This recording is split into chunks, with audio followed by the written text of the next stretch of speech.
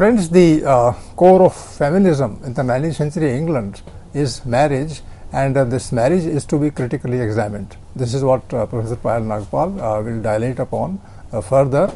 And the point that can be made regarding marriage is that it's not just a kind of arrangement between a man and a woman where the man calls the shots, but it is supposed to be a kind of a consensual or consent-based relationship where both man and woman together create a climate of opinion that gives right of equality to all the citizens in general and to the partners in marriage in particular. And in that case, marriage is not supposed to be, in my opinion, just a kind of enlightening experience where there will be more value in it and all, but that the man and the woman who are bonded in marriage and with consent, they actually think of becoming active in the society of their time, and together, as Professor Payal Nagpal would tell us further, that the kind of collaborative effort occurred in the case of John Stuart Mill and his wife, and we are discussing his wife today. Therefore, this collaborative effort has a perspective which is wider in nature, and in that case, I would request Professor Payal Nagpal to dilate further upon the idea of activity that women can participate in and benefit the society. The two feminist theorists, if we may call them, or writers, whose documents have really added and given a new direction to feminist theory of the time. One is Caroline Norton and the other is Harriet Martineau. Now, having discussed Harriet Taylor Mill's contribution by her tract on marriage, we have a real life case actually in the form of Caroline Norton, whose marriage was extremely troubled, and she gained legal access with great difficulty, but her efforts and a very important document that she had written titled A Letter to the Queen, and this had to do with the act on marriage that was to be introduced in the parliament. So she writes a letter writing about the condition of women and also making a plea on the personal front. So what's the time of this letter? This is written to Queen Victoria, and yes, it would be. Yeah. I understand. Yes. So, please. So she was born in London, and was actually the granddaughter of R.B. Sheridan and the daughter of Thomas Sheridan and a novelist called Caroline Callender. She married barrister George Norton, and the man, of course, claimed her money, abducted her children, and also claimed that she had a relationship with Lord Melbourne, which caused a scandal of sorts and also affected the government of the time. But it is because of the way in which she documented her personal case, which is kind of also associated with her views on the existing legalities, the law, and the condition of women thereof. So because of this, a lot of important acts actually came about, especially the Custody of Infants Act of 1839. There was the Matrimonial Causes Act of 1857 and Married Women's Property Act, of course, which comes later, 1870. But her letter did have a very, very important impact. And in a letter to the Queen, she writes, "A married woman in England has no legal existence."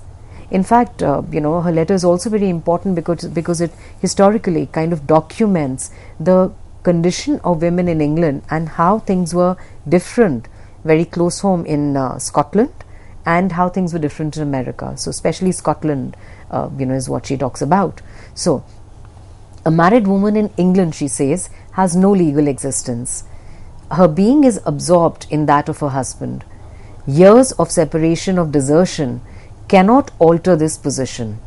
Unless divorced by special enactment in the House of Lords, the legal fiction holds her to be one with her husband, even though she may never see or hear of him. Now, this is, in the 19th century, when we're talking about the Industrial Revolution, the rise of the middle class and so on, and, kind of breaking the shackles of feudalism, here is a law that is absolutely anti-women and, in a sense of feudal bondage binds the woman to the man she has married. So Norton says that, a married woman in England has no legal existence, because if she is married, that unless there is a divorce, and that too is possible only by a special enactment, then for the rest of her life, she is going to be considered the property of the husband. And nothing can be worse than this. So she says she has no possessions unless by special settlement. Her property is his property, and this is in the absolute legal sense of it that she writes this, that her property is his property, because everything that was owned by the woman, it seemed, except for her dowry, everything was in a sense owned by the husband.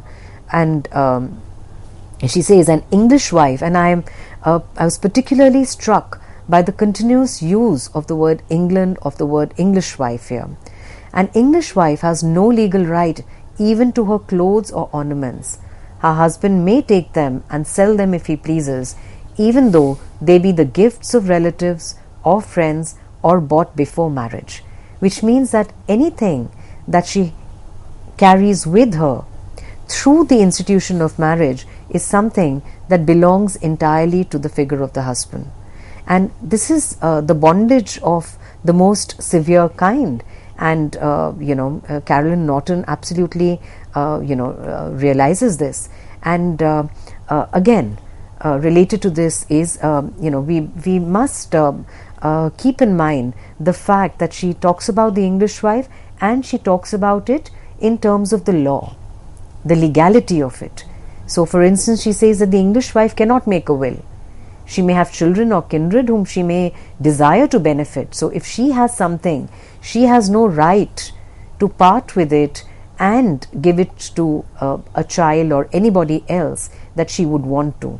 She may be separated from her husband, who may be living with a mistress, but she says it does not matter, and the law gives what she has to him, and there is nothing absolutely that is going to belong to her. So if you look at these documents, they make us aware about how skewed the law was in those days, absolutely against women, and how, when we talk about the feminist movement, it has been a very long battle for women. It has been a long struggle, and of course one is not even addressing the problem about how when the law changes, even then the mindset of the people does not change with ease. So what do you think about this kind of bondage that exists with remarriage? Think of the phrase used by other thinkers before this writer, that woman is a slave. A slave is bought. All that belongs to the slave actually belongs to the master. Yes. The slave has to do the bidding of the husband, because husband is in charge of the house, the owner of the house. And that metaphor of the slave and the master is superimposed on the relationship between man and woman in marriage. So this is the first thing that occurs to me. And secondly, that a woman does not exist legally is a very shocking phrase, and points at a reality which is entirely unacceptable. And in fact, this is corroborated by the treatment meted out to the writers, women writers in the 19th century, that they have to assume male names. Yes. And all of them invariably till the middle of the 19th century. In fact, beyond that, they don't have the courage to, or perhaps the legal right to, as you say, to present themselves as writers. Because if the husband says no, then she can't publish. If the husband says no, then she can't express herself. And you have, of course, given very physical, aspect of a woman's existence, that whatever she has bought, whatever gifts she has got from her father, from her relatives before marriage and after marriage, and whatever she got from the in-laws, nothing belongs to her, and that this can be snatched away from her and she can be pushed out of the door. So this kind of an existence, which is not a legal existence at all, is horrifying, to say the least. And in fact, this has shown the light not just to the English woman by these writers, by these thinkers who think from the feminist angle. I think this light has also gone from the colonizer to the colonized. And in the 19th century and even in the 20th century, in the colonies, women don't have the legal existence for a long time. Yes. And when they have it, the second point that you make is in fact much more critical. That even if legally that is accepted later in life, even then social pressures are such that women are denied those rights in the actual sense of the word. So how does one in fact react to this kind of state of affairs, if not to reject in totality the very idea of bonding between man and woman, unless women have won the right of equality? This is a question that straight away emerges before me. Actually, in fact, of course, her own anxiety, of course, stems from her personal life, where Caroline Norton was also a writer, and whatever she earned, those earnings were claimed by her husband, who had actually, also abducted her children and done all sorts of things. But I think the important point here is also that it's texts like this that allow us to actually read into the institution of marriage, to realize that it is not simply the marriage of two people, but it's actually a totally hierarchical relationship that wields power by the man, and it's the man who calls the shots entirely, and the woman is actually, even if she is earning, there is absolutely nothing that she stands to gain by this. And when the man wants, he can just comfortably, absolutely conveniently claim everything that she has and also kind of throw her out. So if the wife wants to sue for separation for cruelty that endangers life or limb, she says there is absolutely nothing that was possible. And this was Caroline Norton's own personal life. So, the fact that she wrote a letter to the Queen actually documents this and makes it into a tract that has appeal not just for women of the time, I think to this date, because as I said, it allows us to read into the institution of marriage and to understand the historical evolution and the struggles and the battles that women have fought to, really speaking, come where they are today. So I would say that there is a great deal of irony behind whatever you have said, because at the head of the country is a woman, Queen Victoria. Exactly. And in her regime, under her, conditions legally are so horrifying that women have no right even to exist outside legally. So if they have no right to exist legally, then how do they live? And legality is going to lead society in a specific direction, and women are bound to home, and they are bound to the male as the servant. In fact, the document begins, she makes a reference to this. She makes a remark about the Queen heading the nation, and then that this is the plight of women in her country. But the good part is that through education, a woman has been able to write a letter to the Queen, and it will be taken up at the highest political level, and there will be legal luminaries, there will be parliamentarians, there will be leaders, and in the 19th century, luckily, there is a great deal of political clash, opinions are there, and this is going to stir up a whole a spectrum in society, and very soon you will have some kind of a movement where women might get together and they can raise their voice collectively.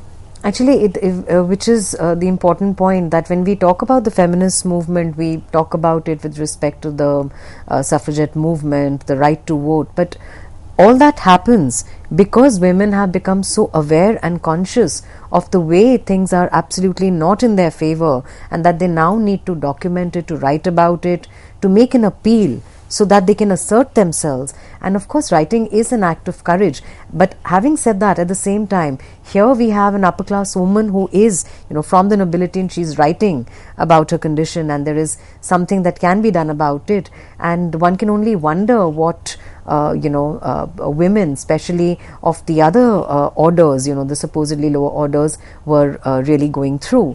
And of course, we have probably little access to that information. So and Norton here is again, where she says that there is absolutely nothing that she has a right to, and it's as husband, the man has a right to everything, but she does not have a right to anything.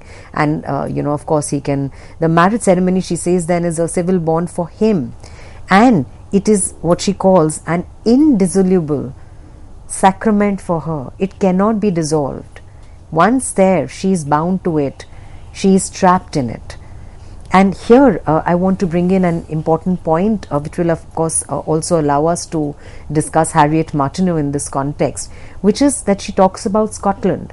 She says in Scotland it was easier for a woman to get out of the institution of marriage. In England it was impossible. And she says in Scotland the property of the wife is protected and there are rules that are made to support her, whereas that was not the case in England.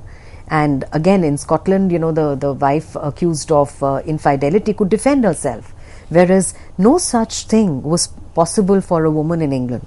Any idea how this was the case? Because England is supposed to be far ahead and carrier of the Renaissance values and equality and all those things, and Scotland would be in the hinterland of Europe.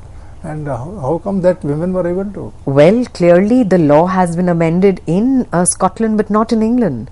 And in England the women still had to fight for it. And in fact, if the man had just deserted the woman, in Scotland it was possible for the woman to seek a divorce, whereas in England the woman could not.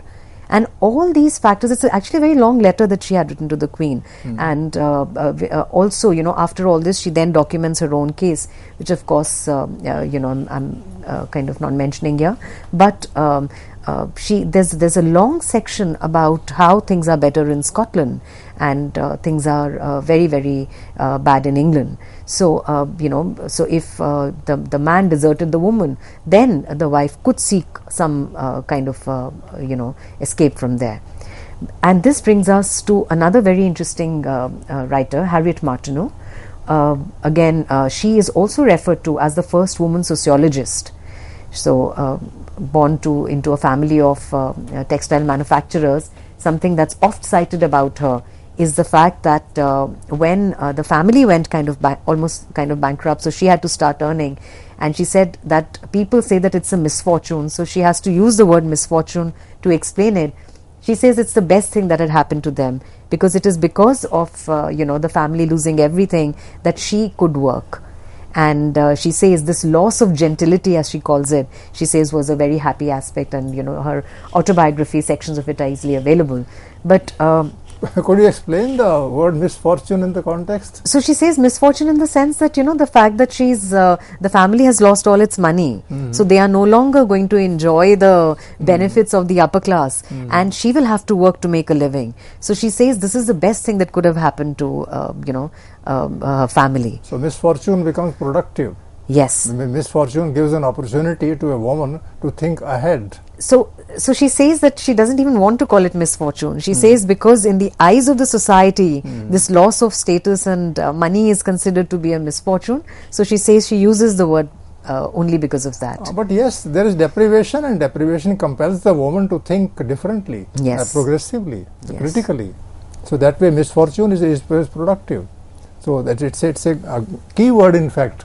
So far as her yes, she says this loss of gentility, as she calls it, was very, very productive for her. Now, she has actually written a very interesting book called Society in America, and where we moved from a depiction of the institution of marriage in the writings of Harriet Taylor Mill, from there to how oppressive it is, really speaking, in the letter by Caroline Norton. I'll just take a few minutes to explain how she talks about women in America. And she makes a very important point, because she says that in America women are more liberated, supposedly, and she's again talking with respect to the institution of marriage, that it's easier to kind of seek a divorce, it's easier for women to and this word easier means only in comparison with England. But at the same time, she also draws attention to a very important aspect, that what is required is not only a change in the legality, the law, really speaking, or the legal system, so that women can seek a divorce, but the fact that women need to be educated differently, something that ties up very closely with what Mary Wollstonecraft also says in The Vindication. So, here I think then we realize how we have also kind of moved ahead historically. And she says the Americans have, in the treatment of women, fallen below, she says, not only their own democratic principles, but practices of some part of the old world, she says. She says because a woman's intellect, she says, is confined, her morals are crushed and her health ruined. And she says all that is weak in a woman, supposedly weak, is encouraged. And she is encouraged to enjoy chivalrous treatment. And she says that that is not something that a woman is really speaking going to, that she should enjoy. She says a woman is educated and trained to do what? To enjoy the best place in a stagecoach. She says a woman is expected to enjoy grand speeches about how the wives should behave at home, and how the wives should behave, how they should be at home, and the husband, of course, meanwhile cannot stand the idea of her working, and so he indulges her with money. And I think this is a very important idea, how money is used very often. This example is given that if the husband is earning, then the woman can just be comfortable at home and supposedly enjoy her life. So now this is, we go back into the 19th century, Harriet Martineau is very critical of this. And she sees this in America, and she says that, women are being indulged so that they are prevented from thinking. So when we actually analyze this and understand how, when we talk about the emergence of the bourgeois society, which is a new order in those days, even that this new order works against women in a lot of ways. And so the question is not about what is better, or should one kind of go back in time into nostalgia, no, but to move ahead and to look for new answers, but first and foremost to pose the questions that Harriet Martineau is really talking about. And she says that women are trained in such a manner so that nothing is left for women but marriage. Again, she draws attention to the way in which women are brought up, the way in which they are educated, so that the only thing that is left, in a sense, is marriage. It becomes an eventuality. So, and then there's also this understanding that when we discuss the virtues in the society, then those are categorized as masculine and feminine, where the men are supposed to be, they are supposed to enjoy being supposedly ungentle and tyrannical, and women have to be weak, ignorant and subservient. So she says that this universal idea of marriage is there in America also. And she says, of course, women are more fortunate than in England, but still she's extremely critical of the institution as such. And I think with this, Harriet Martineau has shown how this is an imperfect institution which is retained, and women continue to be ill-educated and passive and subservient, and free only upon sufferance. So this actually completes the triad of Harriet Taylor Mill, Caroline Norton and Harriet Martineau. All three of them respond in different ways to marriage, and bringing in the social conditions, bringing in the legality, the law, and at the same time drawing attention to the need for a different kind of education for women. So what is the role of education then finally in the 19th century? To make a woman aware, to make her tie up in a kind of bonding with society, tie up with the deprived of the society, to play a political role, go to the parliament, go to the court, go to society, rake up issues, and make life creatively uncomfortable for the male dominance. Is that the role? But that should be the role. But clearly, as these writers point out, that is not the role that education is being given. That is not, and that is also not the kind of education that is being given to the young women. They are primarily being trained for marriage. And even where we have an interesting perspective from of America, of Scotland and England, that things might be better there, but the institution of marriage per se remains kind of unchallenged, and the way it is. So the last thinker in the discussion talks about the misuse of the twisted use of education. Education is supposed to lighten up understanding, to make people focus upon the problems of life, and education is being used to create values that are exclusive to women, and those values are subservient to the interests of the male-dominated society. So in a way, education, which is supposed to play an important, significant role in society, that education is being used now to train women to accept a second-rate position in the society of the time. So that's how, the feminist idea, the feminist theory, and the feminist writing, because Professor Payal Nagpal has referred to specific writings by women in the 19th century. That is where the 19th century thinker takes us to, and it's a big distance that is supposed to be covered by women later. And this point of reference, I think, is to be kept in mind always to understand what we call the feminist thought. Thank you.